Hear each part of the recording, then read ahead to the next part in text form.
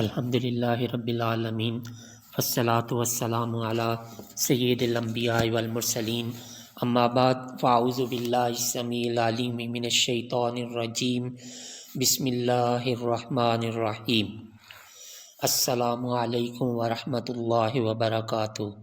عزیز طلباء و طالبات، آج ہم سبق نمبر 226 سورہ صاد کی آیات 1 سے 23 تک کے الفاظ، مادہ، معنی، ماضی، مضارع، امر اور مصدر کے حوالے سے ان آیات طیبات کا جائزہ لیں گے۔ وانطلق، مادہ طا لام قاف، معنی اور چل پڑے، ماضی انطلق، مضارع ینطلق، امر انطلق، مصدر انطلاق۔ اختلاق، مادہ خا لام قاف، معنی من گھڑت، ماضی اختلق، مضارع یختلق، امر اختلق، مصدر اختلاق۔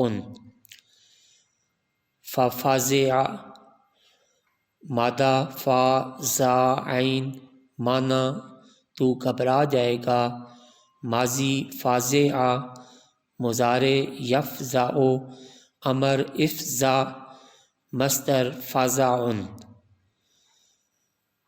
تشتت، مادہ شین طا طا، معنی زیادتی کریں، ماضی اشت، مضارع یشت، امر اشتت، مصدر اشتاتا۔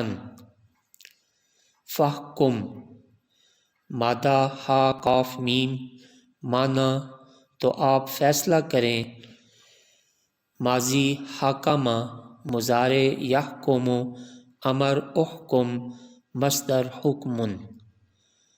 وعزنی، مادہ عین زا زا، عزا پاست ماضی، یعز مضارع اور امر عزا، مصدر عزت۔ گرامر کا سبق نمبر 26۔